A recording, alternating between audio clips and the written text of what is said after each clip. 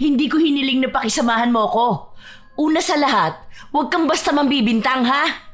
Pangalawa, hindi ko kasalanan kung inaatake na naman ng kung anong sakit yung apo mo. Kung nasa ospital man siya, naging pabaya ka kasi. Baka dahil sa sobrang kalinisan mo, ayun, nagkasakit na siya. Di ba, ang sabi nga nila, mabilis mamatay ang mga taong malilinis? Pero sinisigurado ko sa'yo na matagal ding magdurusa ang mga taong dugyot at malahura. Kung hindi mo itinapon sa apo ko yung marumi mong tubig, hindi siya magkakasakit. Sinasabi ko sa'yo ha, pagod na ako magtimpi sa kadugyutan mo. Sisiguraduhin kong uuurin ang buo mong katawan nang makita mo kung paano dapat umasta ang isang tao. Hindi lang sa sarili niya, kundi pati sa mga taong nakapaligid sa kanya. Masyado kang dugyot, Maricel! Tingnan natin kung hanggang saan kadadalhin niyang kababuyan mo. Isa sa pinakamahirap na makahalubilo ay ang mga dugyot at burara. Mga kapitbahay na walang pakialam kung nakakasira na sila ng paligid ng iba. Ganon si Maricel dahil sa halip na magpakumbaba, siya pa ang nagmatapang at nagyabang. Ngunit lahat ng bagay ay may hangganan. At sa huli, isang parusa ang naghihintay sa kanya. Isang sumpa na ipapataw gamit ang itim na kapangyarihan. Magagawa niya pa kayang matakasan ang ginagawa niyang mali o hihilahin siya ng pagiging burara niya hanggang sa kanyang kamatayan? Ay aba, sinabi na nga na bumangon ka na dyan eh. Bilisan mo na, magbihis ka na at baka late ka na makapasok. Ikaw, ay nako, tuwing umaga na lang pahirapan kang gisingin. Bumangon ka na dyan. Sige, isa pang tawag ko sa'yo, Jason. Magdadala na ako ng malamig na tubig at ibubuhos ko talaga sa'yo. Kasi naman, Lola eh. 5 minutes na lang po. Kaka 5 minutes mo dyan, makaka 5 minutes na palo ka rin sa akin. Bilisan mo na, kakain na tayo oh. Maliligo ka pa. Ay naku, napakakupad mo pa naman kung kumilos. Ay, bakit kasi may pasok pa eh? Di po ba holiday ngayon? Dapat walang pasok eh. Maaga pa ba ang alas 8? Ha? Abay nung kabataan namin, madilim pa ang langit ay gising na kami. Kasi kami ang mag-aasikaso sa sarili namin. Kami ang magluluto ng pagkain. Tapos ang layo pa ng lalakarin namin. Tatawid pa kami ng ilog. Tapos ikaw, gigising ka na lang na may pagkain ka na. Maliligo ka na lang at papasok sa school mo. Kapag papasok ka, andyan lang ang school, kayang lakarin pero sumasakay ka. Wala kayong ibang alam gawin kundi ang magreklamo. Ay ewan ko talaga kung anong problema ng mga kabataan ngayon. Patamad ang patamad. Si Lola naman, bigla ba naman nagbalik tanaw sa nakaraan niya? Lola, nung panahon nyo, palagi niyong kwento na tinatawid niyong 7 bundok, 5 ilog at kinakalaban niyo pang bakunawa para lang makapasok sa school. Sobrang gasgas na yan, Lola. Parang hihingi lang ng extra time para matulog eh. Ay aba, tunay naman talaga ang sinasabi ko sa'yo. Hindi lang bakunawa ang kinakalaban namin noon. Kasabayan pa namin pumapasok si Bernardo Carpio. Siya ang naghahawi ng bato sa daraanan namin para shortcut. Para hindi na 7 bundok ang aakyatin namin.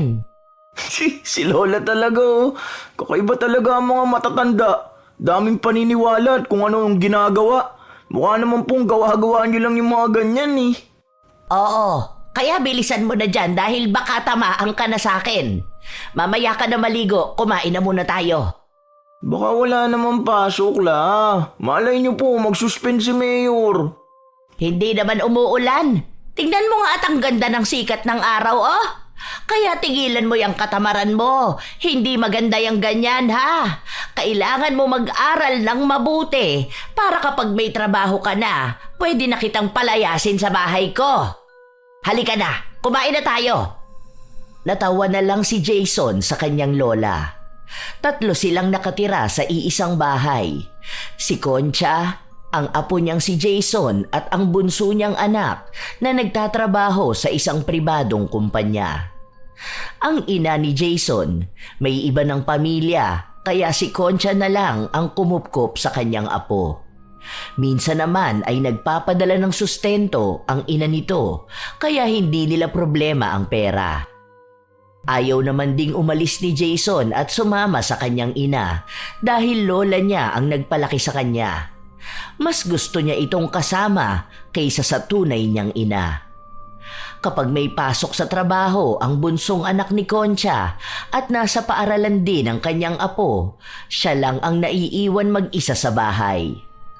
Hindi sanay si Concha nang hindi siya kumikilos, kaya palagi siyang naglilinis ng bahay at maging sa tapat nila. Isa sa problema niya ay ang kapitbahay niyang makalat. Katabi niya lang ito ng bahay, kaya kung anong kalat na nasa tapat ng bahay ni na Maricel, napupunta rin sa kanila. Maricel! Aba, tingnan mo naman yung basurahan nyo. Natumba na nga, hindi nyo pa ayusin. Yung basura nyo natapon na sa tapat ng pinto namin. Ang baho pa naman yan. Tapos kapag may asong pakalat-kalat, pati diaper ng anak mo, naku tangay-tangay. Hindi ka man lang ba nababahuan dyan? Kilabutan ka naman sa dumi ng harapan ng bahay mo. Ilang beses ka nang pinagsasabihan, aba, hindi ka naman siguro bingi, ano? Huwag mong pakialaman ang tapat ng bahay ko, ha? Ikaw, matanda ka na, pakialamera ka pa rin. Hindi mo naman tapat yan. Yang bahay niyo ang asikasuhin mo. Wala kang ibang ginawa kundi pumuna ng iba. Akala mo naman perfect ka? Pinagsasabihan lang kita dahil nakikita ko kung gaano karumi ang tapat ng bahay mo. Malamang kung burara ka sa labas ng bahay nyo, baka burara ka rin dyan sa loob ng bahay. May sanggol ka pa naman, tapos ganyan ang kapaligiran mo. Magkakasakit ang anak mo niyan. Huwag mo sabihin na pati sa kalusugan ng anak mo wala kang pakialam. Wala kang pakialam, ha? Hindi mo naman ako tinutulungan Saka maayos ang anak ko, hindi siya magkakasakit. Ewan ko sa mga matatanda na gaya mo. Ang dami-daming puna sa amin. Kung hindi ka natutuwa na makita na ganito ang labas ng bahay ko, aba, huwag kang tumingin, ha? Hindi naman kita pinipilit na tumambay rito. Kung ako sa'yo, magkulong ka na lang sa loob ng bahay nyo. Mga matatanda, hindi mapigilan ng sarili na pumuna ng bahay ng iba. Akala mo naman may ambag sa buhay namin. Paano akong hindi titingin? Kapag humahangin, napupunta sa tapat namin ang kalat nyo. Minsan, pagbukas namin ng pinto, nakakalat yung diaper ng anak mo. Ay naku, ang dugyot kayang tingnan. Ayusin mo man lang kahit sana ang basurahan mo. Lagi kasing kinakalkal ng aso yan. Alam mo, Ate Concha, manahimik ka na. Ang ganda ng araw ko sinisira mo. Kung may kalat man sa tapat mo, abalinisin mo. Pero wag mong pakikialaman ng sa iba, ha? Makapasok na nga sa loob ng bahay. Badrip ang mga matatanda na to. Akala sila lang ang marunong sa buhay. Kahit hindi pa nanganganak noon si Maricel, makalat na talaga siya. Ilang beses na siyang pinagsabihan ng matanda pero hindi siya nakikinig. Minsan kasi, tinatangay ng aso ang buong sako na naglalaman ng basura at kapag kinalkal yon, kakalat sa harapan ng bahay ni na Concha. Kapag sinabi naman niya kay Maricel na pakilinis yon, sasabihin lang sa kanya na tapat niya yon at siya ang dapat na maglinis. Kahit pa man hindi niya yon basura. Sadyang malinis si Concha, lalo na't takot siya sa kalat dahil baka magkasakit siya o ang sino mang kasama niya sa bahay. Lalong-lalo na ang apo niyang may sakit sa dugo. Isang hapon, sabay na umuwi ang apo niya at anak niya. Nalaman niya lang ito matapos na magtungo sa kusina si Jason. Oh, anong nangyari at ngayon ka lang umuwi? Sinamahan ko po si Tito Jeff, may pinuntahan po kami. Nililigawan niya yata yun Sinundo niya po kasi ako kanina, tapos sabi niya ililibre niya ako ng fries kapag sinamahan ko siya. Oo nga po pala la, bakit po ang daming kalat dyan sa harapan natin? May mga diaper po tapos may napkin pa na nakatiwangwang dun. Hinalukay pa yata ng aso. Kadiri nga po May kalat na naman?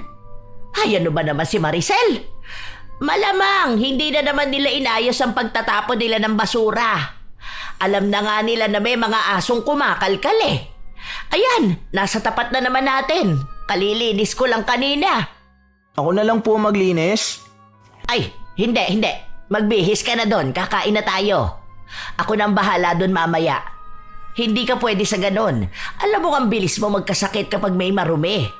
Mamaya, pagsasabihan ko ang babae na yon. Napakaburara! Kahit naman ako, nagkaroon naman ako ng maraming anak, pero napapanatili kong malinis ang paligid namin. Kung hindi niya kaya, bakit hindi niya paglinisin ang asawa niya? Hindi yung nakatambay lang din sa loob ng bahay nila. Inis na naman ang matanda. Ilang araw pa ang lumipas, palaging ganon ang nangyayari. Kahit pagsabihan niya si Maricel, wala itong ibang sinasabi sa kanya kundi linisin niya kung tingin niya ay marumi. Huwag siyang magbunganga. Isa yon sa ikinagagalit ng matanda. At bakit naman kami pa maglilinis ng kalat mo? Matanda ka na! Maricel, hindi mo kami nanay para sundan ang mga kilos mo. Aba, mahiya ka sa mga kapitbahay mo. Hindi lang ako ang pumupuna sa'yo Nakakaperwisyo ka, sa totoo lang. Dapat sa'yo nakatira sa malayo. Yung ikaw lang ang mag-isa para solo mo lang ang mga kalat mo. Bagay ka tumira doon sa bundok ng basura. Kung gusto nyo, maglagay kayo ng pader dyan sa pagitan natin para hindi mapunta ang mga basura sa inyo. Yung kadaldalan mo sa akin, may nangyayari ba? Ha? Akala mo naman lilinis ang buong Pilipinas kapag sinunod kita? Wala nga akong oras, di ba? Saka kukunin naman niya ng mga magbabasura. Utusan mo ang asawa mo. Mas mainam kung gumawa kayo ng matinong basurahan. Hindi yung ganyan na ilalapag nyo lang yung plastic. Yung mga aso, tangay ang kadugyutan nyo. Kami ang nahihirapan Kahit na anong linis namin sa harapan namin, siyang kalat mo naman. Hindi mo kami alila, ha? Gamitin mo ang utak mo para maging malinis ka sa paligid mo. Huwag mong punahin ang asawa ko. Itong matanda na to masyadong papansin. Kayo ang mag-adjust dahil hindi naman namin aso yung tumatangay ng basura Kung makita nyo ang aso na kinakalkal ang basurahan namin, di paluin mo sa ulo. Hindi yung sa akin mo bibintang lahat. Sakang sabi mo dahil sa aso kaya may mga kalat sa harapan nyo, di ba? Gaano kayo nakakasigurado na basura nga namin yon? Malay nyo ba kung saan lang dinadampot ng mga aso yon? Kung sa iba man yon, maging responsable ka pa rin sa mga basura mo.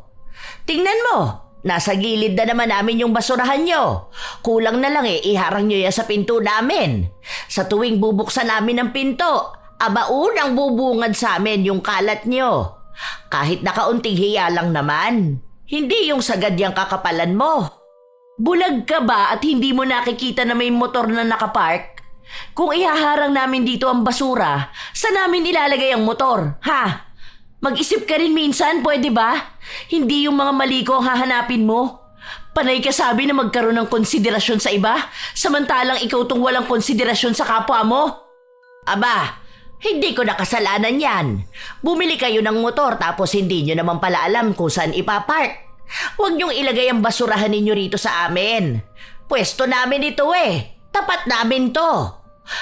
Kaya huwag mong dalhin dito ang pagiging buraramong babae. Ilang beses ka na naming pinagsasabihan na hindi ka man lang magkaroon ng konsiderasyon sa ibang tao. Aba, kung hindi ka nga naman bastos na matanda ka, no? Talagang sinipa mo pa ang basura namin? Madumihan lang talaga tong motor. Naku, sinasabi ko sa'yo. Ayusin mo yung ugali mo, ha? Wala akong pakialam kung mas matanda ka sa akin. Kasi papatulan talaga kitang animal ka. Ako pa ang bastos? Samantalang ikaw itong may kakaibang ugali. Bata-bata ka pa, Maricel. Pero ngayon pa lang alam kong mabubulok ka sa sobrang burara mo. Wala akong pakialam kung marumihan niyang motor niyo dahil basura niyo yung ibinabalik ko sa inyo. Masyado kang maselan. Hindi ka naman inaano ng basurahan na yan Akala mo naman kasi yayakapin ka niyan para mandiri ka? Parehas lang naman kayo niyan. Basura ang ugali mo pati ang pag-iisip mo. Tumanda kang paurong. Ganon! Ako pa ang tumandang paurong. Ay, sino kaya ang tumandaan at lahat-lahat? Nagkaroon na ng pamilya, pero hindi pa rin kayang maging masinop na tao. Ako talaga, ginagalit mong babae ka Baka gusto mong isaklob ko sa ulo mo tong basurahan mong inuuod na. O sige, ano? Huwag akong hahamunin mo. Magkakaalaman talaga tayo kapag ginawa mo yan. Nagkakainitan na ang dalawa at halos manakit na si Concha. Hindi na kasi niya mapigilan ang sarili na manggigil sa ugaling pinapakita sa kanya ni Maricel. Para matigil na sila, inawat na lang ni Jeff ang kanyang ina para pumasok na ito sa loob ng kanilang bahay. Kung hindi niya kasi gagawin yon, baka totohanin nga ng kanyang ina ang sinabi niya na isasaklob sa ulo ni Maricel ang basurahan. Hindi pa naman nagpapatalo si Concha, lalo na kung kalinisan ang pag-uusapan. Habang hindi rin naman nagpapatalo si Maricel, pagdating naman sa pinaglalaban niyang karapatan. Silang dalawa talaga ang madalas na magkaaway, lalo pat magkadikit ang kanilang bahay. Sa tagal ng panahon na nakatira si Concha sa bahay nila, si Maricel lang talaga ang nakaaway niya pagdating sa mga kalat at basura. Kinabukasan, nagising ng maaga si Concha upang paghandaan ng almusal ang kanyang anak at apo. Matapos nun ay binuksan niya ang pinto para sana pumasok ang sariwang hangin. Ngunit mabahong amoy ng basura ang sumalubong sa kanya. Amoy pa lang, alam na niya kung kaninong basura yon.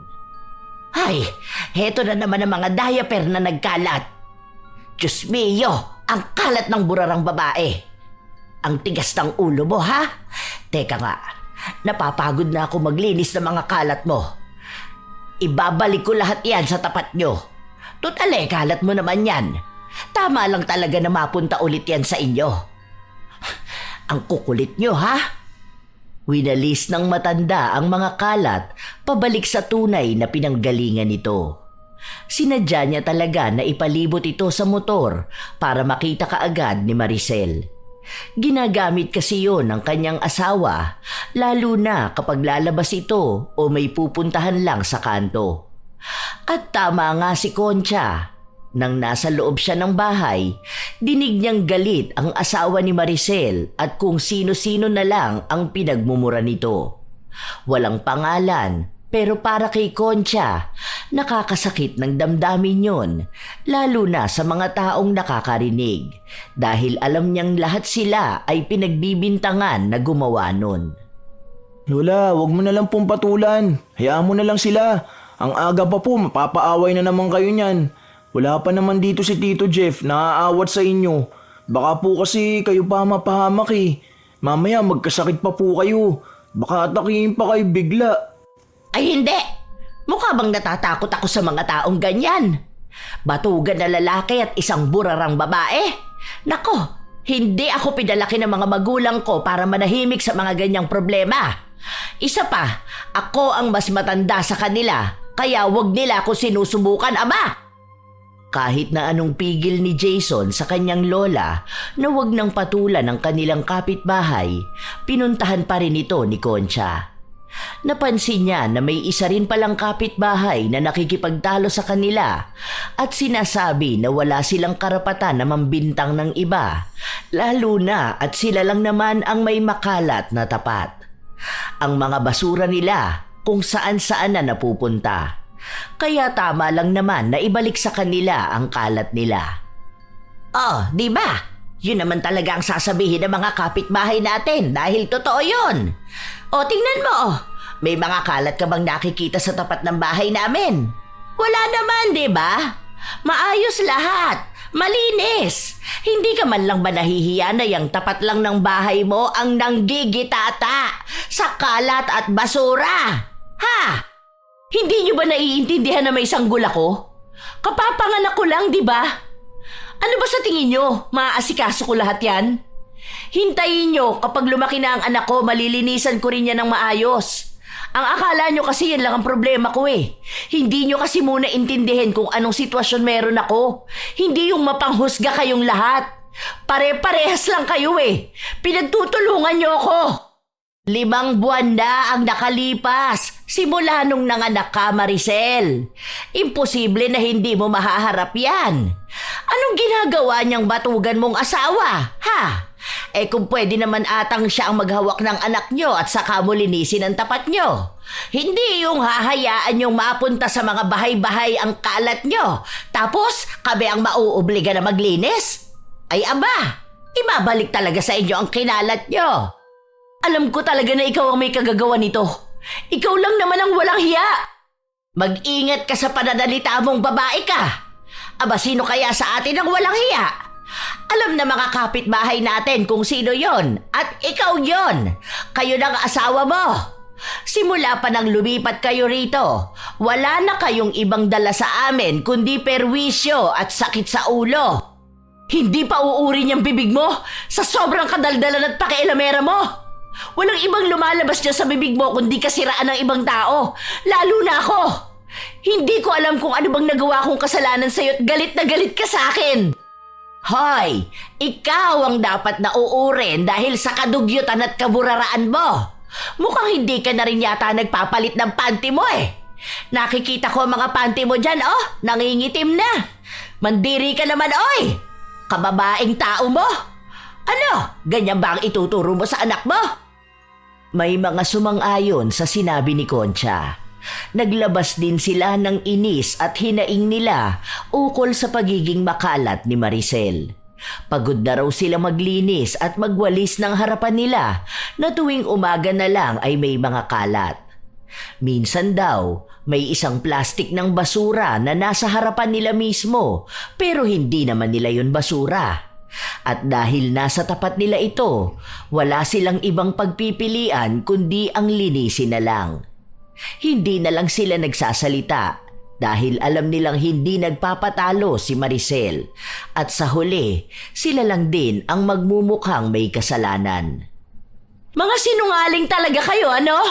Sige, magkampihan kayo! Maging patron nyo ng kalinisan ng matandang hukluban na to! Feeling malilinis!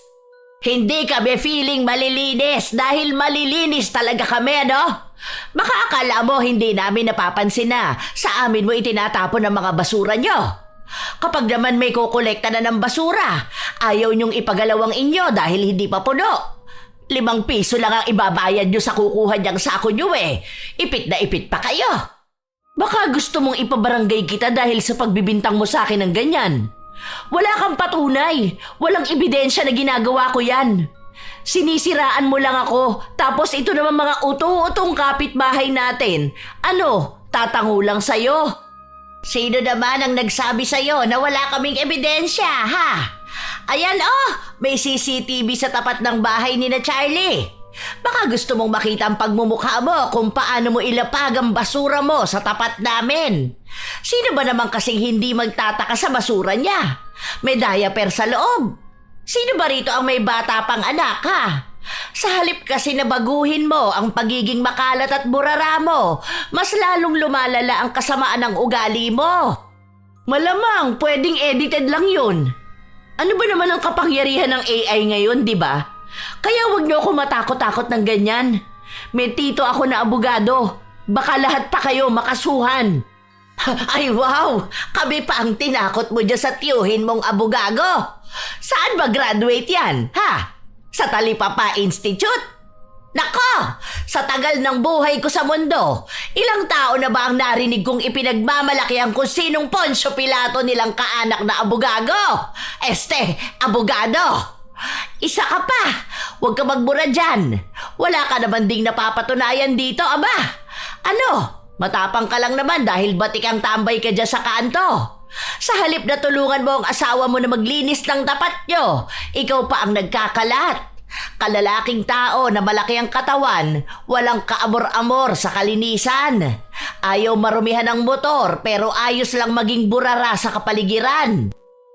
Hindi na makaapila pa si Maricel sa mga sinabi ng matanda. Inis na inis siyang pumasok sa loob ng bahay nila at nilinisan ang mga kalat sa tapat nila.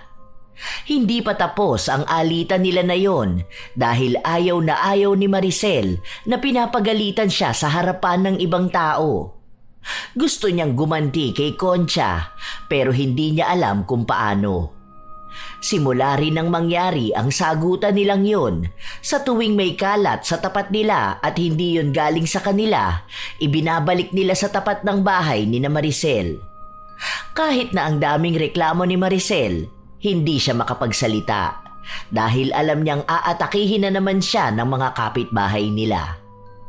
Isang araw, habang naglilinis ng tapat nila si Concha, napansin niyang nakadikit na naman sa kanila ang basurahan ni na Maricel.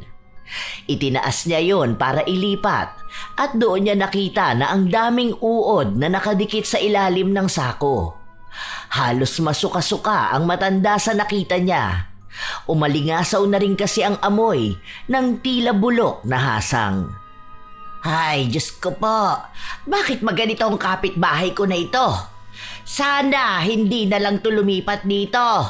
Mas mainam pa ang dating nakatira dyan. Maingay lang ang mga bata kapag umaga pero maayos naman sa kalinisan. Sobrang lala ng babae na to. Kapag pinagsabihan mo naman, magmamatapang. Sinasadya talaga ni Concha na iparinig sa kapitbahay niya para dapuan man lang ito ng hiya. Pero sadyang sanay na talaga si Maricel at wala siyang pakialam kahit pa ipagsigawan ng iba ang pagiging burara niya. Nang matapos si Concha sa nililinis niya, bumalik na siya sa loob ng kanilang bahay. Walang pasok sa paaralan si Jason, kaya nasa loob lang siya ng bahay at naglalaro sa kanyang computer. Jason, di ba sabi ko sa'yo bago ka maglaro niyan, ayusin mo yung basura sa kusina.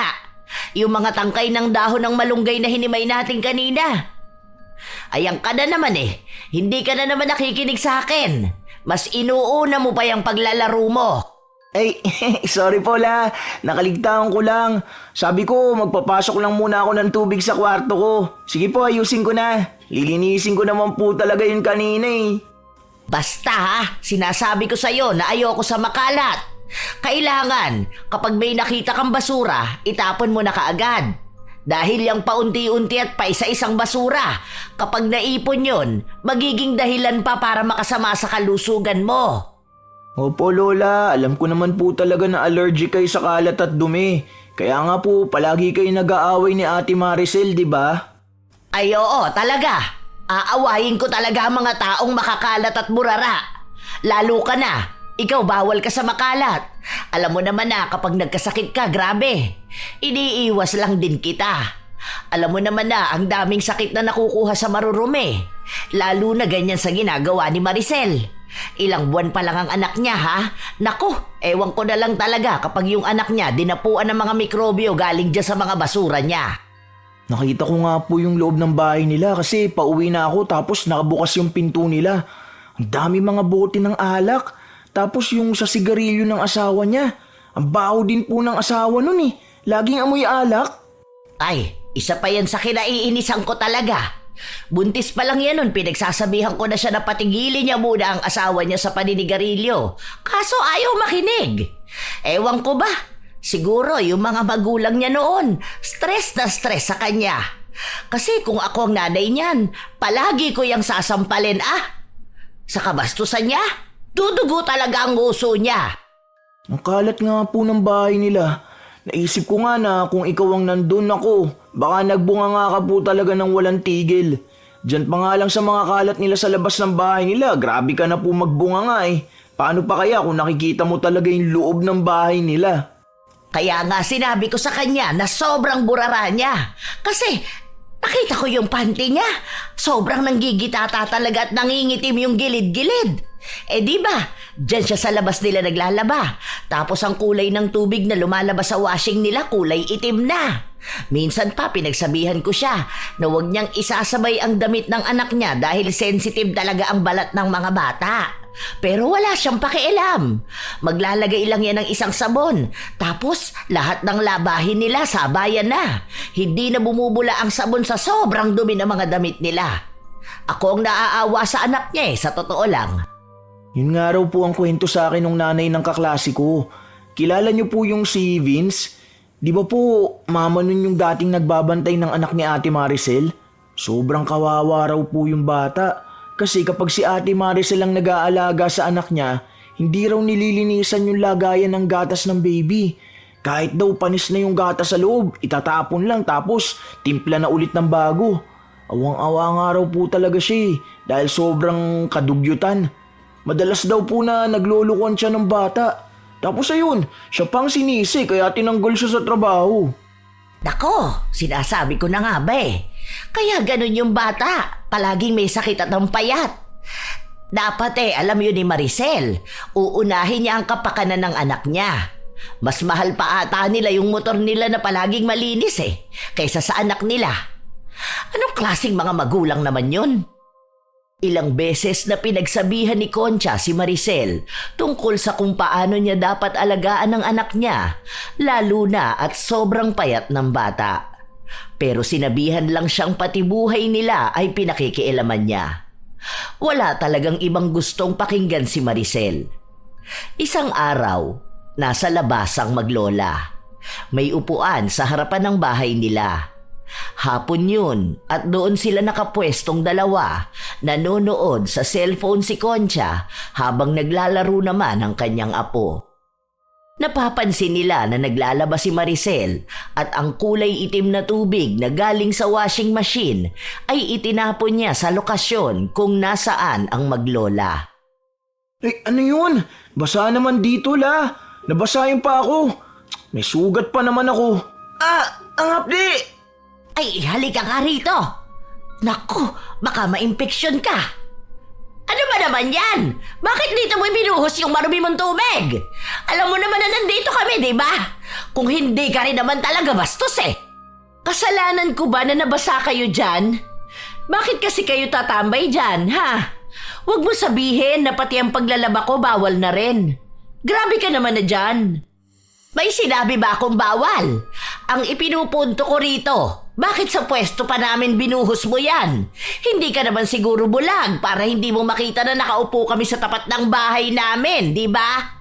Ang lawak dyan, Dyan ka magtapon niyang tubig na maruming galing dyan sa mga nanlilimahid mong damit. Alam mong puno ng mikrobyo yan. Napunta na sa sugat ng apo ko. Aba, hindi ko nakasalanan kung sensitive yung apo mo. Kontrolado ko ba kung saan pupunta ang tubig, ha? Sana kasi ang ginawa mo, nung nakita mong may naglalaba, umalis ka na. Kaso masyado kang atribide. Papansin ka pa dyan, pwede ka naman doon sa loob ng bahay nyo. Kung ayaw mo pala na nababahira ng dumi ang apo mo, pues ikulong mo siya sa loob nyo. Tutal, ang sabi mo, sobrang linis ng bahay nyo, di ba? At talagang ikaw pa ang may ganang magsalita ng ganyan. May iba namang daan para pagbuhusan niyang tubig mo Talagang dito pa sa may tao. Kung hindi ba naman pambabastos yan, hindi ba? Hindi mo ginagamit yung utak mo. Hoy, tanda, para sabihin ko sa'yo, mas may pinag-aralan pa ako sa'yo. Hindi ko nga sinasadya, di ba? Ano ba mahirap intindihin sa sinabi ko? Huwag kasi kayong patambay-tambay dyan. Lahat na lang ng kinikilos ko, hinahanapan mo ng mali. Mapagpunakan tao, akala mo porket mas matanda ka sa akin ikaw na ang tama. Ako ang hindi mo naiintindihan. Tama na po yan la, ang hapdi po ng pa ako. Halika na sa loob, lilinisin natin yan. Ano bang nangyari at nagkasugat ka sa paa mo? Sa sapatos ko po to la. Yung bagong bili lang po ni Mama. Di ba po nagpadala siya sa akin? Ginamit ko po tapos namaltos hanggang sa nagsugat na. Bakit hindi mo man lang sinabi sa akin? Alam mo naman na ayaw kong nagkakasugat ka. Nilinisan ni Concha ang sugat ng kanyang apo. Sinigurado niya na walang maiiwang dumi galing sa tubig na ibinuhos ni Maricel. Labis siyang nag-aalala, lalo pat noong huling beses na lubhang nagkasakit ang apo niya dahil yon sa sugat sa paa. Nagkaroon ng impeksyon at halos mag-agaw buhay ang binata. Ayaw ni Concha na mangyari ulit yun, lalo pat sobrang dumi talaga ng tubig na napunta sa paa ng kanyang apo. Lola, dahan-dahan naman po. Ang sakit po. Huwag niyo naman po ikahit yung bulak sa sugat ko. Okay na po yan. Hugasan naman na po Hindi ba ang sabi ko sa'yo, kapag may sugat ka sa paa mo sasabihin mo kaagad sa akin? Paltos lang naman po yan na naging sugat. Pag sinabi ko po sa inyo, magiging OA na naman po kayo. Hindi ako OA. Nag-aalala ako sa iyo. Dahil alam mo naman yung sakit mo, hindi ba? Paano kung mapano ka dahil dyan? Kaya nga po hindi ko sinasabi sa inyo dahil ayoko po kayong pakabahin. Tingnan niyo po yan, natataranta na naman kayo. Ay talagang matataranta ako. Hindi ko kakayanin kapag may masamang mangyayari sa iyo, no? Nakakainis naman kasi yung Maricel na yan. Ang luwag na nga nung pwesto niya, talagang nagawa niya pang sadyain na sa atin ipapunta ang tubig. Yari talaga sa akin yan. Huwag mo na pong awayan, Lola. Kasi baka mamaya kayo naman pong atakihin kapag pinatulan niyo yun. Okay lang po ako. Nabasa lang po ito saka ginamot niyo naman na po eh. Dito na lang po tayo sa loob ng bahay. Hayaan niyo na siya. Kayo naman din po nagsabi, di ba? Na hindi naman siya makikinig sa inyo kahit ano pang sabihin niyo. Bakit mag-aaksaya pa kayo ng oras? Magpahinga na lang po kayo rito sa bahay. Sige na, diyan ka na lang muna sa kwarto mo. Magluluto ako ng merienda. May binili kasing saging ang Tito Jeff mo. Gusto mo ba ng maruya? Yun! Sige po, gusto ko po yan. Saka juice din po ha. Sige, basta sabihan mo ko kapag may nararamdaman ka ha. Huwag mo nang itatago sa akin para madala ka agad kita sa ospital. Opo, sige po, promise. Nasa loob lang ng kwarto si Jason. Hanggang umabot ang gabi, maayos naman ang kalagayan nito. Pero kahit na ganun, hindi pa rin nakakampante ang kanyang lola. Hanggang sa kinaumagahan, ginigising ni Concha ang kanyang apo para mag-asikaso na ito dahil papasok na sa paaralan. Hoy! Nako! Apo! Ang init mo! Nilalagnat ka! Jeff! Jeff! Halika rito! Bilisan mo! Dalhin natin sa ospital si Jason! Ay nako! Ang apo ko! Ay, ito na nga ba sinasabi ko eh! Maging si Jeff ay natataranta na sa inaasta ng kanyang ina. Hindi siya nakapasok sa trabaho dahil sinamahan niya ang ina sa ospital. Doon nila nalaman na nagkaroon ng impeksyon ang sugat ng bata. Sinabi ni Concha ang nangyari. Ang akala raw nila nung una ay maayos na dahil wala namang ibang nararamdaman si Jason hanggang sa napansin niyang inaapoy ito ng lagnat. Hindi kaagad nakauwi ang kanyang apo kaya si Jeff muna ang pinagbantay niya sa ospital. Habang mag-aasikaso siya sa bahay nila at maglalakad ng ibang papel para sa benepisyo na maaaring makuha ng kanyang apo. Pambawas na rin sa babayaran nila sa ospital. Pagka-uwi niya sa bahay nila, may 2 patong ng basura na nasa tapat mismo ng kanilang pinto. May nagkalat na lasog-lasog na diaper at may bakat ng itim na tubig na natuyo sa harapan nila. Yun ang tubig na dahilan kung bakit naisugod sa ospital ang kanyang apo. Hindi na nakapagpigil ang matanda. Kinuha niya ang mga kalat, dinakot niya gamit ang kanyang kamay at pinagahagi sa pinto ni na Maricel. Dahil sa pambubulabog na ginawa niya, lumabas ang mag-asawa.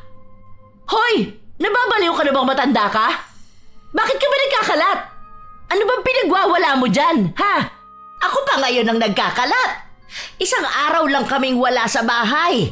Ginawa mo ng tambakan ng basura mo, ha? Na-ospital ang apo ko dahil sa'yo. Muntikan pa siyang mapahamak dahil sa kababuyan mong animal ka. Hindi pa nga tapos ang galit ko sa'yo. Tapos, gusto mo pa lalong sagarin. Aba, ako pa ang may kasalanan? Matagal nang may sakit ang apo mo, hoy. Bakit sa ibang tao mo isisisi ang kapabayaan mo? Hindi namin kalat yan. Huwag mo kaming pagbintangan na parang kami lang ang pwedeng magtambak ng basura dyan. Ako lang ba ang kapitbahay mo? Ha? Hanggang ngayon ba'y itinatanggi mo pa rin? Ikaw lang ang makalat dito. Kahit noon pa man, walang ibang taong nagtambak ng basura nila sa tapat ng bahay ko. Ikaw lang ang pwedeng gumawa nun dahil dyan sa kakapalan ng pagmumukha mo. Alam mo kasi na magagalit ako eh. At iyon ang gusto mong nakikita, hindi ba? Kaya lalo mo akong inaasar. Alam mo, sawang-sawa na akong pagbigyan ka. Nakakapagod kang pakisamahan. Nakakasawa kang maging kapitbahay. Hindi ko hiniling na pakisamahan mo ko. Una sa lahat, huwag kang basta mambibintang. Pangalawa, hindi ko kasalanan kung inaatake na naman ng kung anong sakit yung apo mo. Kung nasa ospital man siya, naging pabaya ka kasi. Baka sa sobrang kalinisan mo, ayun, nagkasakit na siya. Di ba, ang sabi nga nila, mabilis mamatay ang mga taong malilinis. Pero sinisigurado ko sa'yo na matagal ding magdurusa ang mga taong dugyot at malahura. Kung hindi mo itinapon sa apo ko yung marumi mong tubig, hindi siya magkakasakit. Sinasabi ko sa'yo ha, pagod na ako magtimpi sa kadugyutan mo. Sisiguraduhin kong uuurin ang buo mong katawan nang makita mo kung paano dapat umasta ang isang tao. Hindi lang sa sarili niya, kundi pati sa mga taong nakapaligid sa kanya. Masyado kang dugyot, Maricel! Tingnan natin kung hanggang saan kadadalhin niyang kababuyan mo. Hindi na naghintay pa ng sagot si Concha. Agad siyang pumasok sa loob ng kanilang bahay. Galit na galit siya. Hindi siya papayag na hindi mananagot ang sino mang may dahilan kaya nagkasakit ang kanyang apo. Maselan pa naman si Jason kaya kailangan palaging malinis ang paligid niya. Kaya hindi papayag si Concha na ang isang pabayang kapitbahay lang nila ang magiging dahilan para mapahamak ang kanyang apo. Pumasok siya sa loob ng kanyang kwarto. Mula sa luma niyang aparador, kinuha niya ang isang itim na kahon. Hindi ko akalain na magagamit pala ulit kita. Ang buong akala ko'y tatalikod na ako sa iyo pero sadyang may mga tao talaga na magiging dahilan para bumalik ako sa paggamit ng itim na kapangyarihan. Kahit ayaw ko na, wala akong ibang pagpipilian. Kailangan may managot. Kailangan may magbayad ng kasalanan niya. Ang tinutukoy niya ay ang itim na kapangyarihan na kanyang namana. Hindi na niya ito nagagamit simula nung alagaan niya ang kanyang apo. Natuon na kasi ang lahat ng kanyang atensyon kay Jason. Nakakaramdam din kasi siya ng takot na maaaring bumalik ang lahat ng ginawa niya sa ibang tao at ang mapahamak ay ang kanyang apo. Ilang beses na niyang tinangka na bumalik sa pagiging mambabarang, ngunit sa pagkakataon na ito, buo na ang loob niyang gawin ulit ang pagriritual. Hindi niya madaan sa pakiusapan si Maricel at kahit na anong pagtatalo pa ang gawin nila, hindi niya ito mapapatino. Isang malupit na parusa lang ang magiging dahilan upang makapag-isip ng maayos ang kanyang kapitbahay. Nasa kanya na lang kung magbabago siya o dadalhin niya ang karumihan niya hanggang sa kanyang kamatayan. Sa totoo lang, kaya ko namang tapusin na ang buhay mo bilang ganti ko. Pero hindi magiging makabuluhan kung matatapos lang ng ganun ang buhay mo. Dapat kang mahirapan. Dapat kang parusahan. Unti-unti para mas masakit, mas makatarungan. Doon ko malalaman kung may kakayahan ka pa bang magbago at kung wala na nga, sisiguraduhin kong dadalhin mo ang parusa na yan hanggang sa iyong kamatayan. Mabilis lang natapos ni Concha ang kanyang ritual. Medyo nahirapan lang siya nung una dahil kailangan niyang bawiin ang lakas ng kapangyarihang itim. Nang maisakatuparan niya ang pambabarang, hinintay na lang niya ang pagdating ng araw na mararamdaman na ni Maricel ang kanyang paghihiganti. Sa paglipas din ng mga araw, naging maayos na ang kalagayan ng kanyang apo. Naghihintay na lang sila kung kailan makakalabas si Jason. Kain ka ng gulay, apo ko, para lumakas ka na. Tingnan mo ang bilis mo naman nangayayat. Hay, kawawa naman talaga ang apo ko. Okay naman po ako, Lola. Siyempre, gagaling din naman po ako agad, no? Ikaw po ang nag-aalaga sa akin, eh. Sus, talagang nambola pa ang bata na ito, ah. Sigurado ka ba talaga na okay ka na? Magaling na magaling na. Opo. Oo nga po pala. Kailan po ba ako makakauwi? Ayoko na po rito eh. Naiinip na po ako. Gusto ko na dun sa bahay. Bukas daw, pwede ka nang umuwi. Hinihintay ko lang yung pinapaasikaso ko sa tito mo eh. Ayan, kapag nakauwi ka na, mag-iingat ka palagi kapag may sugat ka, ha? Kung anong nangyayari sa'yo, dapat palaging alam ng lola, okay? Huwag mo na uulitin na pag-aalalahanin ako. Opo, sasabihin ko na kapag may sugat ako. Pero yehey, makakauwi na rin po ako. Ilang araw na rin po akong absent sa school eh. Wala na, di na inspired pumasok yung mga may crush sa akin. Ikaw talagang bata ka. Siguro may girlfriend ka na, no? Dapat malinis yan, ha? Huwag siyang tamad at makalat. Lah, si Lola ang seryoso naman. Bata pa ako, crush-crush lang po muna. Yan, mabuti naman. Basta, dapat palaging malinis sa sarili at sa kapaligiran ng magiging girlfriend mo. Huwag kang kukuha ng ganong kay Maricel, lalo pat sakitin ka. Bawal ka sa marumi. Oo nga po pala, ano na pong balita kay Ate Maricel? Siguro po palagi kayo nag-aaway nun kapag umuwi po kayo, no? Hindi ko alam sa kanya. Wala namang bago dun eh. Malamang makalat pa rin. Dugyot pa rin at burara. Nagtalo nga kami nung nakaraan. Tinambak ba naman sa harapan natin yung mga plastik ng basura nila? Binato ko sa pinto nila. Ayun, natigil naman kahit na paano. Hindi ko lang alam sa mga susunod. Ay siya, sandali lang may aasikasuhin lang ako sa baba.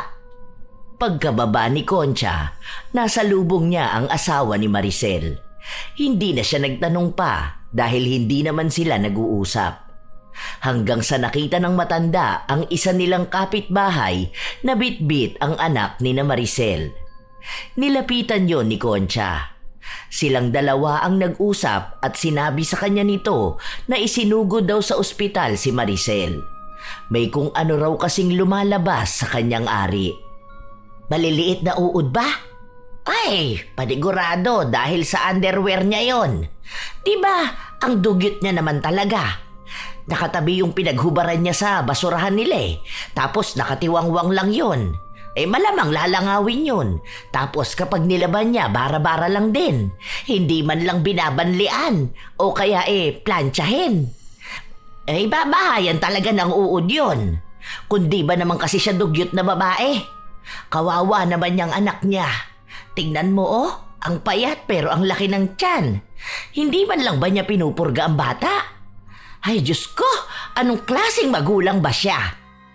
Kung anong galit na nararamdaman ni Concha sa kanilang kapitbahay, siya namang awa niya sa bata. Hindi niya lubos maisip kung paano natitiis ni Maricel na maging ganon ang anak niya. Ang dungis pa nito. May pera naman sila. Hindi sila palaboy sa kalye, pero bakit hindi niya maalagaan ng maayos ang kanyang anak? Dumating pa nga sa punto na gusto na lang ampunin ni Concha ang bata, pero hindi naman papayag ang mga magulang nito. Ilang araw pa ang lumipas, naging mas magulo pa ang labas ng bahay ni na Maricel. Madalas na ring naririnig ang pagtatalo nila ng kanyang asawa. Isang araw, habang kumakain ang maglola, narinig na naman nilang nag-aaway ang dalawa. May naghahagis pa ng gamit at mga nababasag. Ang lakas po ng boses nila, no, La? Tapos minumura pa siya ng asawa niya. Alam niyo na po ba ang nangyayari kay Ate Maricel? Narinig ko lang po sa mga kapitbahay natin eh. Tsismoso kang bata ka. Sinabi ko na sa'yo na kapag may nag-uusap na matatanda, huwag kang makikialam, hindi ba? Yan ba ang tinuro ko sa'yo? Hindi po Di ba po inutusan niyo akong bumili sa tindahan? Tapos naririnig ko sila na nag-uusap doon. Hindi naman na po ako sumabat pero nakinig ako. Alam nga naman pong takpan ko yung tenga ko. Naghihintay ako na ibigay sa akin yung binili ko po eh. Parehas lang din yon. Ano naman ang nasagap mo, Aber?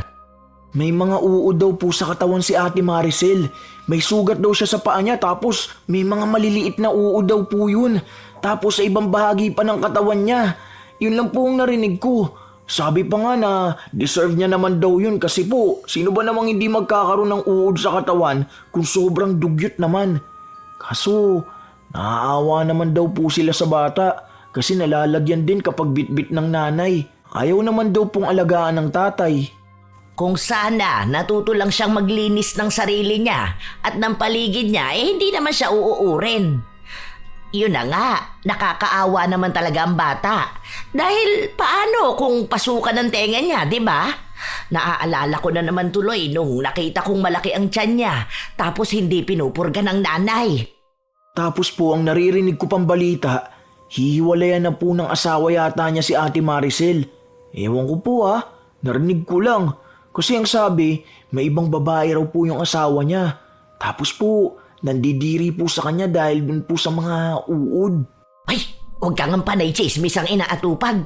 Halika na, kumain na tayo. Pero tingin niyo po ba, totoo yung ganun? Bakit naman po biglang magkakaroon ng uod ang katawan ng isang tao? Kahit naman po may sugat, hindi naman po nagkakaroon agad ng uod, di ba po? Kasi po palagi niyo yung lilinisan. Yun na nga ang dahilan kaya siya inuuod. Dahil hindi siya naglilinis. Ganon talaga ang mga taong dugyot at burara. Talagang uuurin. Tingnan mo nga lang ang lagay ng mga basura niya dyan sa labas. Palaging may uod. Ibig sabihin lang nun, gusto niya rin na uurin siya. Hindi naman siya nakikinig sa amin nun di ba? Kapag sinasabihan namin siya, ano bang reaksyon niya? Nagagalit siya at sinasabi na pakialamera kaming lahat. Hay, wag na nga yang uod ang pag-usapan natin. Alam mong kumakain tayo Nakakadiri. Kahit na kapitbahay lang ni Concha si Maricel, hindi niya pa rin alam kung anong nangyayari rito. Maliban na lang na siya ang may pakana kaya ito nagkaroon ng uod sa katawan. Bukod doon, hindi na niya alam ang ibang detalye. Nagpapatuloy ang mga araw, palagi na lang sigawan ang naririnig sa kabila. Minumura at sinisisi ng lalaki si Maricel sa lahat ng nangyayari. Isang umaga, naglilinis si Concha ng tapat nila. Kapansin-pansin na nabubulok na ang mga basura sa harapan ng bahay ni Maricel. Napapailing na lang siya, lalo na nang makita niya ang mga maruruming damit na inuuod na sa labas. Iniisip niya na kung ganun nakalala sa labas, marahil ay mas masahol pa sa loob. Nakita niya ring umalis na ang asawa ni Maricel at sinabi nito na hindi na siya babalik. Sa totoo lang, habang nakikita ni Concha ang kapitbahay niya, nakakaramdam na siya ng habag rito. Mukha na kasing kawawa talaga si Maricel habang bitbit dito ang ilang buwang gulang na anak. Iyak ng iyak ang bata. Kasabay nun ay ang pagbibigay ng gatas ni Maricel galing sa bote na nanlilimahid sa dumi. Si Concha ang kinikilabutan sa nakikita niya. Nangingitim ang tsupon, habang ang uod na gumagapang sa kamay ni Maricel ay nahuhulog sa mukha ng kanyang anak. Hindi na matagalan ni Concha ang tumingin kaya pumasok na siya sa loob ng bahay.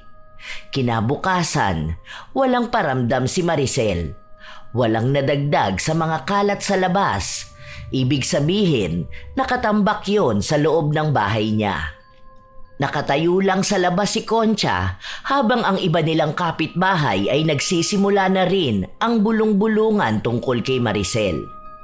Walang nangahas na pumasok sa loob ng bahay dahil sa labas pa lang hindi na nila kinakaya ang mga uod. Hanggang sa sumubok ang matanda. Pagpasok niya sa loob, mas maraming uod pa. Kung saan-saan makikita. Napakaraming basura, mga bote ng alak sa sahig. Ang iba may mga laman pa at natapon. May mga upos ng sigarilyo kung saan-saan. Ano bang ginagawa mo rito? Sino nagsabi sa'yo na pwede kang pumasok sa bahay ko? Pati ba naman privacy ng isang tao pang hihimasukan mo pa? Nag-aalala ko sa anak mo. Tingnan mo tong loob ng bahay niyo, sobrang kalat, sobrang dumi. Tingnan mo ang nangyayari sa sarili mo. Talagang hindi mo babaguhin ang ginagawa mo? Talagang yayakapin mo na ang pagiging dugyot mo? Hindi mo naman to bahay. Hindi mo to buhay. Kaya wag mong panghimasukan, ha? Hindi mo na to problema. Ang intindihin mo, yung apo mong sakitin, wag ang anak ko. Naaawa lang ako sa anak mo.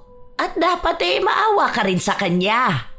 Ano, kailan ka matatauhan kapag bigla na lang nawala pati ang anak mo? Ang taas din talaga ng pride mo, ano? Talagang ikaw pa ang magagalit matapos mong makagawa ng mali sa apo ko. At ngayon, mas malalang pagkakamali na ang ginagawa mo sa anak mo.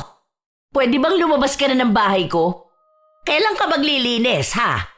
Hindi kita nanay kaya wag mo akong pagsasabihan. Maglilinis ako kung kailan ko gusto. Hindi ko naman pinapalinis sa'yo yan eh. Isa pa, kung takot ka sa kalat, hindi naman kita inimbitahan na pumasok sa bahay ko, di ba? Ikaw ang kusang nagpunta rito, tapos ikaw pa ang pupuna sa akin? Concerned lang ako. Hindi lang sa'yo, pati sa kalusugan ng anak mo. Kung wala ka sanang anak, ay wala akong pakialam sa'yo eh. Kaso may bata na nadadamay sa kadugyutan mo. Tingnan mo nga buhay ka pa pero inuuod ka na, di ba?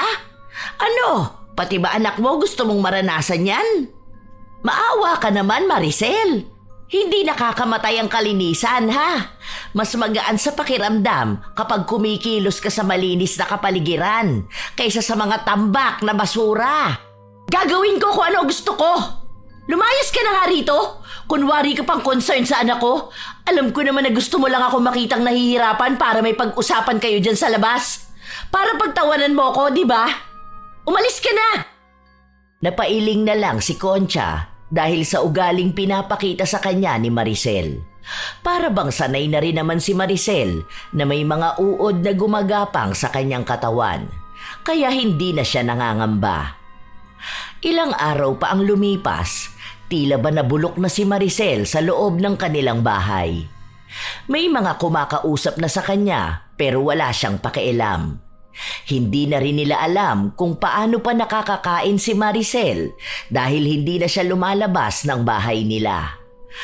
Kung may mga imbak siya sa loob ng bahay, mabilis lang din yung mauubos. Pero wala rin namang magagawa si Concha dahil mismong si Maricel na ang tumatanggi ng pagbabago. Isang araw, naabutan ni Concha ang apo niya na galing sa loob ng bahay ni na Maricel. Agad siyang nangamba dahil alam niya kung gaano karumi sa loob ng bahay na yun. Ano bang ginagawa mong bata ka? Halika na, maligo ka na kaagad. Ay naku naman, alam mo naman ang kalagayan mo, hindi ba? Ipapahamak mo na naman ang sarili mo eh.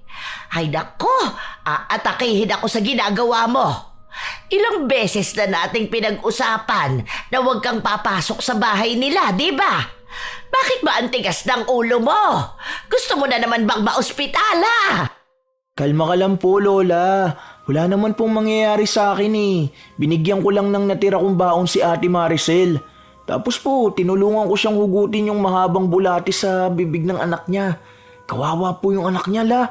Parang sa sobrang dami pong bulati sa tiyan, lumalabas na po sa bibig eh. Di ba po dapat pinupurga na kapag ganun? Si Maricel naman ang may ayaw alagaan ng anak niya. Huwag mo na uuliting bumalik doon, ha? Magkakasakit ka talaga, apo ko. Huwag mo naman pag-alalahanin si lola mo. Alam mo naman na OA ako pagdating sa'yo, hindi ba? Alagang-alaga kita tapos ikaw naman hindi ka nakikinig. Kasi naman po naaawa ako sa kanila eh. Tulungan mo na lang po kaya sila. Lalo na po yung anak ni Ate Maricel. Ipapurga mo na po, la. Sige na po, kahit na awayin ka pa ni Ate Maricel. Sige na po, la. Hindi ko alam. Susubukan ko. Alam mo naman ang ugali ni Maricel Kapag ako ang kumakausap sa kanya, galit siya. Nag-aalangan si Concha sa magiging desisyon niya. Awang-awa naman talaga siya sa bata. Pero ano bang magagawa niya kung ang sarili nitong ina ang walang pakialam sa kalusugan ng bata? Dahil sa pakisuyo ng kanyang apo, sinubukan ulit ni Concha na puntahan ang kapitbahay nila. Mas nawindang siya sa kanyang nakita. Mas makalat, mas marumi. Maging si Maricel ay nangangayayat na rin. Akin na ang bata. Ako na ang magdadala niyan sa center. Tingnan mo ang anak mo, butot balat na. Pero nakalobo ang tiyan. Hindi ka man lang nag-aalala. Maayos ang anak ko. Huwag kang makialam dito. Alam ko yung ginagawa mo. Kunwari, nag-aalala ka, pero humahanap ka lang ng paraan kung paano mo ako maichismis sa kanila. Maayos na sa paningin mo ang ganyan. Tumigil ka dyan, Maricel. Dinadala mo ang anak mo sa kapahamakan eh. Alam mo kung ano magandang gawin mo? Maglinis ka. Maging responsable ka sa bahay nyo. Hindi lang dito sa loob, pati na rin sa labas. Huwag mong idahilan sa akin na nakamamatay ang sobrang linis. Dahil dyan sa lagay ng anak mo, mamamatay siya sa karumihan. Eh bakit ka malapit pa rin ang lapit sa akin, ha? Bakit hindi mo kami hayaang mabulok? Di ba, ang sabi mo na inuuod naman na kami? Di ba gano'n naman ang sinasabi niyong lahat? Oh, hayaan niyo kaming uurin palalo. Para naman maging masaya kayo. Huwag ka na magpanggap na concern ka dahil isa lang naman ang gusto niyong lahat. Ang mawala na talaga ako rito at kasama ang anak ko, di ba? Kaya wala kang pakialam sa ginagawa ko at sa kung ano man ang mangyayari sa amin ng anak ko. Tumigil ka na sa bait-baitan mo! Bakit mo ako sinampal? Alam mo kung ano problema sa'yo? Minamasama mo yung mga sinasabi sa'yo kahit na simpleng bagay lang naman yon. Paano ba yan nag-umpisa, ha? Nung nagtapong kayo ng hasang sa labas ng bahay nyo, inilapag mo lang mismo sa tapat ng pinto nyo. Malamang makangamoy yun, di ba? Maaamoy namin, lalangawin. Dadami yan langaw dito sa atin.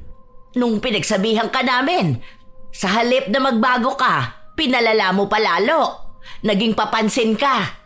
Yung pinagsasabihan ka pero yun pa rin ang ginagawa mo. Hanggang sa hinayaan ka pero lumalala ka naman. Hanggang sa umabot na sa ganito. Tigilan mo yung katigasan ng ulo mo. Oo, wala namang kaming pakialam sa'yo. Pero naaawa kami dyan sa anak mo. Wala naman niyang kaalam-alam sa ginagawang kadugyutan ng kanyang ina. Kung hindi ka naaawa para sa sarili mo, abay isipin mo ang anak mo. Kung hindi ka rin naaawa sa kanya, anong klaseng ina ka, ha? Wala kang dapat patunayan sa amin dahil kahit mamatay kayo, wala kaming pakialam. Huwag kang magpaka-spoiled brat. Hindi ka namin susuyuin, Maricel. Sige, kung yan pala ang gusto mo, isama mo sa pagkabulok ang anak mo. Ganyang klase ka namang magulang, hindi ba? O sige, sige lang, mabulok nga kayo. Hindi nakapagsalita si Maricel sa sinabi ni Concha.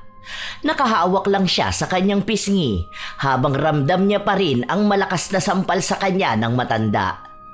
Ilang araw pa ang lumipas, walang naging tugon si Maricel. Hindi siya lumalabas ng bahay hanggang sa isang gabi habang mahimbing na natutulog ang pamilya ni Concha, nakarinig sila ng sunod-sunod na pagkatok. Nagmamadali, kaya sa taranta ng matanda, agad siyang napalabas. Ate Concha, tulungan mo ang anak ko, please. Hindi siya makahinga. May lumalabas na uod sa ilong niya. Ha? Ay, Diyos ko po. Ano ba naman ito? Ay, sige. Dadalhin ko na sa ospital ang anak mo. Mabuti na lang ay naagapan pa ang kalagayan ng bata dahil kung hindi ito agad nadala sa ospital ay maaari itong mamatay. Ilang araw ding nanatili sa ospital ang bata. Maraming bulate sa kanyang tiyan at kulang din sa nutrisyon. Nang tanungin si Concha, sinabi niya na anak yon ng kanyang kapitbahay. Tinulungan niya lang na dalhin ang bata. Gusto sanang makausap ang ina pero hindi naman pwedeng magpunta si Maricel. Tiyak ay katatakutan siya ng mga tao. Ang dami niya kasing sugat sa katawan dahil nagmistula siyang pagkain ng uod. Dahil si Concha ang nag-aasikaso sa bata, madalas din siyang nasa ospital hanggang sa may iilan ding mga kapitbahay nila na nakikipagsalitan sa kanya para magbantay sa bata. Maghugas ka muna ng kamay mo, Jason. Ay, kinakain mo na agad yan. Ano po itong binabalot mo, La? Ipapadala ko sa ospital yan para dun sa nagbabantay sa anak ni Maricel. Ano na po palang nangyari dun? Okay naman ang bata. Ang dami nga kasing bulati sa tiyan dahil hindi siya napupurga, di ba? Tapos ang dumi pa ng bahay nila. Hindi naglilinis yung nanay niya. Ganun po ba yun? Bakit lumalabas sa bibig? Kapag sobrang dami na talagang bulati sa tiyan, lalabas talaga yun sa kung saan-saan. Hindi lang sa puwet ng bata. Minsan sa bibig, sa ilong o sa tenga. Kaya nga sa school nyo di ba may mga deworming? Para yung bulati sa tiyan nyo hindi na iipon. Kaya nga dapat tuwing kakain palaging naghuhugas ng kamay. Huwag kang makalat sa bahay. Huwag sa marumi. Kaya ikaw bata ka, ang sabi ko, maghugas ka palagi ng kamay mo, di ba? Gusto mo ba na lumabas din sa bibig mo ang bulate? Ay, ayaw! Nagugas naman na po ako ng kamay. Ano na pong mangyayari sa anak ni Ate Maricel? Ano po, uuwi pa rin ba siya sa bahay nila? Mamaya magkasakit ulit. Hindi ko pa alam. Kakausapin ko pa si Maricel. Tatanungin ko rin siya kung anong balak niya sa anak niya. Aasikasuhin ko muna to. Ipapadala ko to sa Tito Jeff mo para dalhin sa ospital. Matapos asikasuhin ni Concha ang pagkain, pinuntahan niya si Maricel sa bahay nito. Pero naabutan niyang naglilikom na ng mga gamit. Wala na ang mga boteng nakakalat sa sahig. Magulo pa rin ang paligid pero mas maayos naman na kaysa noong huling beses na nagpunta siya. Oh, Ti Concha! Akala ko nasa ospital ka. Sino palang nagbabantay sa anak ko? Si Rochelle. Pinakisuyuan ko muna kasi kailangan ko umuwi para asikasuhin yung apo ko. Mabuti naman at naisipan mo na ring maglinis ng bahay mo. Oo ate, kasi bigla ko lang naisip yung huli mong sinabi sa akin. Tama ka nga, kasi masyado ako mapagmataas na tao. Nasanay kasi ako na kahit na ako ang may kasalanan, pamilya kong humihingi ng tawad sa akin. Tapos nag-asawa ko, hindi naman ako sanay na maglinis palagi. Hanggang sa gusto ko na rin kayong inisin lalo kasi wala kayong ibang ginawa kundi ang punahin ako. Ngayon ko lang napagtanto na ako na pala yung nasisira sa mga ginagawa ko, pati yung anak ko. O diba? Ang sabi ko sa'yo, mapagtatanto mo rin ang kamalian mo kapag napahamak na ang anak mo. Hinintay mo pa talaga. Tama ka nga ate. Kaso, isa sa problema ko, paano ang anak ko? Tingnan mo nga tong nangyayari sa katawan ko Hindi ko alam kung anong nangyari sa akin. Ayaw pa rin akong lubayan ng mga uod na to. Minsan nga kusa na lang silang lumalabas sa kahit saang parte ng katawan ko Ang hirap makakilos. Binanlian ko na nga tong balat ko. Tingnan mo tong binti ko may lapnos, di ba? Akala ko mamamatay sa init yung mga uod. Kaso, nung nagkasugat naman ako, lalo namang lumala. Ang kati pa kasi, kinukutkot ng uod yung laman ko. Oo nga pala, te. Okay lang ba na makisuyo muna ako sa'yo na ikaw muna ang mag-alaga sa anak ko? Hindi kasi pwede na ganito ako tapos aalagaan ko siya. Natatakot ako na baka magkasakit siya lalo. Sige lang, okay lang sa akin. Ay, salamat ate. Maglilinis muna pala ako. Mamaya bibigay ko sa'yo yung pera na gagamiting panggasto sa anak ko ha. Meron naman akong ipon dahil may dropshipping business ako. Alam ko naman na mas mapapabuti rin kapag nasa iyo ang anak ko. Salamat talaga sa pagtulong mo ate, kahit na palagi tayong nag-aaway. Katulad nga ng pangako ni Concha, siya na muna ang nag-alaga sa bata. Mabait naman ang anak ni Maricel kaya hindi siya nahihirapan. Kahit na paano rin, nagkaroon ng kulay ang bahay nila. Lalo na kapag naiiwan siyang mag-isa kapag pumapasok sa trabaho ang anak niya at sa paaralan naman ang kanyang apo. Unti-unting nagiging maayos ang kalagayan ng bata. Hindi na siya sakitin, hindi na rin malaki ang tiyan. Tumataba na rin dahil alagang-alaga nga ni Concha. Kapag gusto namang makita ni Maricel ang anak, nasa labas lang siya ng bahay ni na Concha dahil maging siya ayaw niyang lapitan ng anak. Mas lumalala kasi ang nangyayari sa kanya. Nangangayayat si Maricel.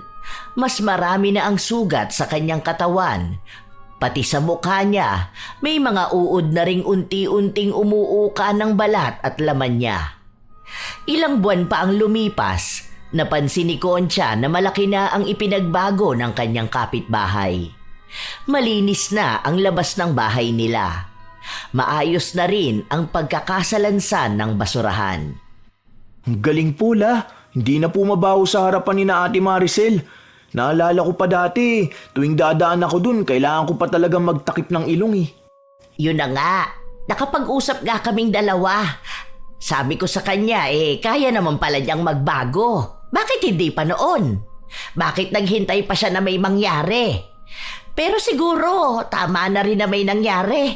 Para kung sakali man na maging maayos na siya, matatakot na siyang bumalik sa pagiging dugyot niya. Yun nga po ang naririnig ko ring sabi ng mga kapitbahay natin. Maganda na raw po yung ganyan. Kaso hindi pa rin alam kung magbabago ba yung nangyayari sa kanya. Yun pong mga uod na lumalabas sa katawan niya. Hindi ba po nakakatakot naman talaga yun? Hindi na nga niya mahawakan yung anak niya Kasi dami niyang sugat. Ano po kaya ang nangyari sa kanya, no? Ikaw, nagpapakatsismoso ka na naman ha? Magpalit ka na ng uniform mo. Magbuhos ka na lang ha. Huwag mong babasain yan likod mo. Pawis na pawis ka pa naman. Habang mag-isa si Concha, bigla niyang naisip ang pambabarang na ginawa niya kay Maricel. Hindi niya pa inaalis ang ritual na ginawa niya, kaya patuloy pa ring napaparusahan ang kanyang kapitbahay. Iisa lang naman ang gusto niya, ang magbago na ito. At yun naman ang pinapakita ni Maricel.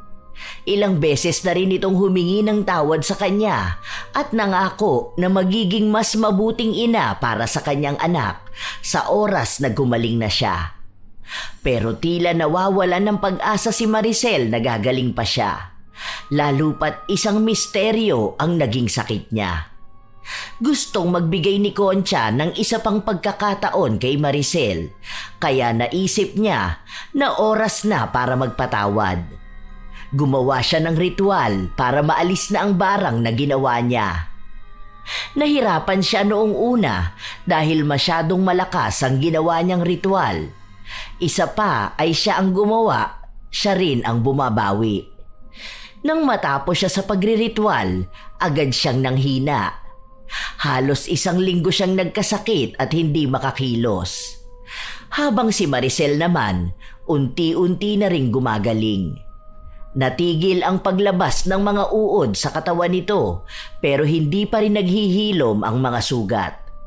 Hanggang sa umabot na ang ilang buwan, tuluyan na ring gumaling si Maricel at kinuha na ang kanyang anak. Salamat talaga ate. Ang lusog naman ng baby ko. O puwera usog. Basta simula ngayon, alamin mo na kung anong bawal sa anak mo ha. Alagaan mo yan ng mabuti. Nako, matakaw pa naman yan lalo na sa saging. Kailangan palaging malinis ang bahay. Huwag hahayaan maglaro ng marumi at baka magkaroon ng bulati sa tiyan. Turuan mo na bago kumain, maghuhugas muna ng mga kamay. Ikaw rin dapat ganun ang gawin mo. Opo ate, salamat ulit. Marunong na ako maglaba ngayon, hindi na kulay itim ang tubig. Ikaw talaga. Basta, siguraduhin mo palagi na malinis ang paligid mo. Magaan sa pakiramdam kapag malinis ang paligid. Hay, mamaya sabihin mo na naman sa akin na hindi mo ako nanay. Ang daldal ko pa naman. Okay na yan. Nagmukha ka pa rin namang nanay ko nung kailangan ko ng tulong eh. Kung hindi mo ako sinampalat na real talk, naku baka spoiled brat pa rin ako no? Nagtawanan sila habang binabalikan ang mga nangyaring pag-aaway nila noon. Tinutotoo ni Maricel ang pagbabago niya. Hindi lang sa labas nila, kundi nagkaroon din siya ng adhikain na maging malinis ang kanilang barangay. Nagkaroon sila ng maayos na lugar para sa tapunan ng kanilang mga basura. Natuto rin siya kung paano niya mas maaalagaan ng maayos ang kanyang anak. Ang dating mga kapitbahay na kaaway niya, naging kaibigan na rin niya. At higit sa lahat, naging magkasundo sila ni Concha. Dahil hindi na siya nakipagbalikan sa kanyang asawa, mag-isa na lang niyang tinataguyod ang kanyang anak. Bilang unang beses pa lang niyang naging ina, hindi niya pa kabisado kung paano magpalaki ng anak. Pero dahil naroon si Concha, may nagiging gabay siya. Minsan talaga, hindi maiiwasan na magkaroon ng kapitbahay na katulad ni Maricel. Walang pakialam sa mga kapitbahay kahit napakalat-kalat na ang kanilang mga basura. Kung saan-saan nila inilalagay at kahit napagsabihan sila, nagagawa pa rin nilang magmataas. Walang pakialam kung may magkakasakit sa ginagawa nila. Pero maaaring may darating ding isang tao na magpapabago sa pananaw nila. At sa mga tao naman na katulad ng ginagawa ni Maricel noon na hindi responsable sa kanilang mga basura, isipin ninyo kung ano ang nagiging epekto nito sa mga taong nakapaligid sa inyo. Huwag nang hintayin na umabot pa sa punto na kailangan pang gumamit ng dahas o maparusahan gamit ang itim na kapangyarihan bago pa magbago. Ang pagiging burara at dugyot na kapitbahay ay hindi kailanman magdadala ng kabutihan. Sa halip, ito'y nagdudulot lamang ng sama ng loob, alitan at banta sa kalusugan ng buong komunidad. Ang maruming paligid ay hindi lang nakakaapekto sa pisikal na kalusugan ng tao, kundi pati sa kanilang ugnayan bilang magkakapitbahay. Ang kalat ay nagiging ugat ng away, galit at minsan pa nga'y dahilan para mawala ng respeto ang iba sa'yo. Sikaping magbago para sa ikabubuti ng lahat. Magkaroon ng disiplina para sa sarili at para sa kapwa. Dahil ang kalinisan ay hindi lamang para sa sarili, kundi para sa buong komunidad. Kapag natututo tayong maging responsable sa ating basura at kapaligiran, doon natin tunay na ipinapakita ang respeto, pagmamalasakit at pagiging mabuting tao. Tandaan na ang dugyot at walang pakialam na kapitbahay ay hindi kailanman magiging huwaran, kundi babala sa kung ano ang hindi dapat tularan. Kayo ba mga apo? May mga kapitbahay din ba kayo na walang pakialam sa kanilang mga basura? Na sa tuwing pagsasabihan mo ay kayo pa ang masama? Ibahagi nyo naman ang inyong karanasan katulad ng sa ating kwento ngayon. At sana may natutunan kayong aral upang hindi rin kayo maging katulad ni Maricel, isang kapitbahay na kinagagalitan ng lahat dahil sa pagiging dugyot at burara. Shout out sa ilan sa mga masusugid na tagapakinig ng mga istorya ni Lola Telang. Angelo Dizon, Romina Buwado, Chris Alcantara, Annaliza Malatbalat, Golden JP, Marisa Villanueva, JD Bicol, Maria Cristina, Corazon Ingay, Jeline Sapra, Nicole Bernardo, Ruby Rose de Maiwat, Miracle of Love, Mil Rose de Mate, Rowena Kaikong. Salamat sa pakikinig ninyo, Belen Baladhay, Thelma Tarle Villasica, Mary Jenny Ril Rhea Batiduan, Jonalyn Barameda, Alfredo Sigua, Raquel Hasegawa, Angelina Ignacio, Hayashi J. Megan, Ana Lu Barlita at sa Barlita Family, Jen 1219, Erena Wilo, Elizabeth Arnaiz, Yensky 12 at sa kanyang anak na si Prince Merlin Monsalud, Hazel Alcontin, Richelle Adapon. Hello sa inyo, EMFF 7992, Razon Yao, Anha Rose Ayeras, Malia Torres, Mary Diaz, Maricel Cipriano at sa Cipriano family, kina JR, Jaisel May, Bianca, RJ at Maricel, Irene Benavides, Grace Sementera, Elizabeth Pamintuan, Gracia Balitaan at sa Balitaan family ng Calatagan, Batangas, Elizabeth Hardenil, Bryson Victoria, Raylene Santillan, Glory Lee Olivo, Maymay Hernandez. Shout out din sa inyo, Asodisen Serila, Tina Dekit, Lori V, Vivian Baterbonia, Cliven Dubalan, Luriana Acompañado, Richard Salda, Merly Amistad, Regina Navarro, Lynn Caones, Richelle Sonio, Beth Mercado, Chat Advincula, Miss Lay, Kembel, Ami Pacana, Ana May Baclayo, Robert Crimen, Kimberly Española, Elizabeth, Neil Mark Flores, Jayco, Julian Soriaso, Joanna Marie Pangilinan, Jocelyn Loremas, Kim Bara, Josie Aniban, Pam Katong, Mijoy Guwasa at sa kanyang asawa na si Mark Angelo Escuado at sa buong Team Manok ng Amsik Angeles City, Pampanga. Jing Bueno.